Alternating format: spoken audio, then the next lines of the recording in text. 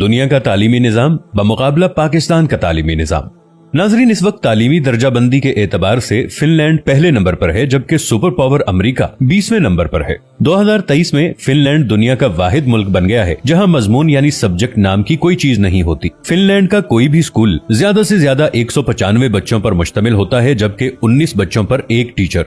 दुनिया में सबसे लंबी ब्रेक भी फिनलैंड में होती है। बच्चे अपने स्कूल टाइम में 75 मिनट ब्रेक में गुजारते हैं। दूसरे नंबर पर 57 मिनट की ब्रेक न्यूयॉर्क के स्कूलों में होती है, जबकि हमारे यहाँ अगर वालिदैन को पता चल जाए कि कोई स्कूल बच्चों को पढ़ाने की बजाय इतनी लंबी ब्रेक देता है तो वो अगले दिन ही बच्चे स्कूल से निकलवा लें। खैर, आप दिलचस्प बात मुलाहिजा करें कि पूरे हफ्ते में स्कूलों में महज 20 घंटे पढ़ाई होती है, जबकि असातिज़ा रोजाना अपनी स्किल्स बढ़ाने के लिए 2 घंटे सर्फ करते हैं। 7 साल से छोटे बच्चों के लिए पूरे मुल्क में कोई स्कूल नहीं है और 15 साल से पहले किसी भी किस्म का कोई बाकायदा इम्तिहान भी नहीं।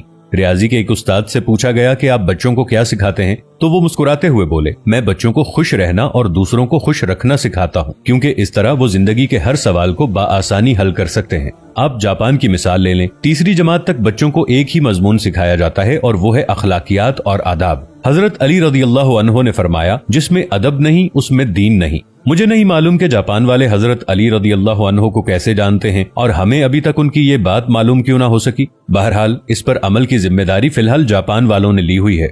हमारे एक दोस्त जापान गए और एयरपोर्ट पर पहुंचकर उन्होंने अपना तारुफ करवाया कि वो एक उस्ताद हैं, और फिर उनको लगा कि शायद वो जापान के वजीर आजम हैं। अशफाक अहमद साहिब मरहूम को एक दफा इटली में अदालत जाना पड़ा। उन्होंने भी अपना तारुफ करवाया कि मैं उस्ताद हूँ। वो लिखते हैं कि जज समेत कोर्ट में मौजूद तमाम लोग अपनी नशिस्तों से खड़े हो गए और उस दिन मुझे मालूम हुआ कि कौमों की इज्जत का राज उस्तादों की इज्जत में है। ये है कौमों की तरक्की और उरूजो जवाल का राज।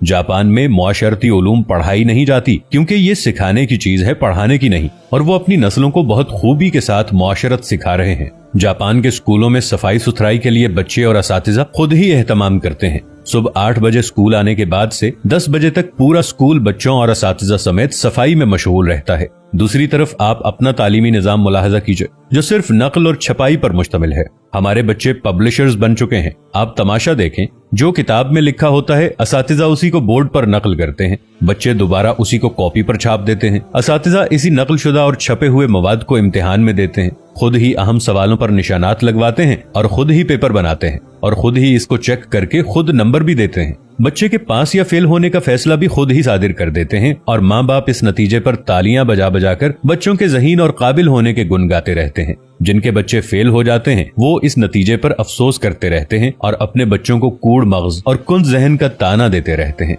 हम 13-14 साल तक बच्चों को कतार में खड़ा कर करके असेंबली करवाते हैं और वो स्कूल से फारिग होते ही कतार को तोड़कर अपना काम करवाते हैं। जो जितने बड़े स्कूल से पढ़ा होता है, कतार को रौंदते हुए सबसे पहले अपना काम करवाने का हुनर जानता है। तालिब इल्म का स्कूल में सारा वक्त साइंस रटने में गुजरता है और आपको पूरे मुल्क में कोई साइंसदान नामी चीज नजर नहीं आएगी, क्योंकि बदकिस्मती से साइंस सीखने की और खुद तजर्बा करने की चीज है और हम इससे भी रट्टा लगवाते हैं।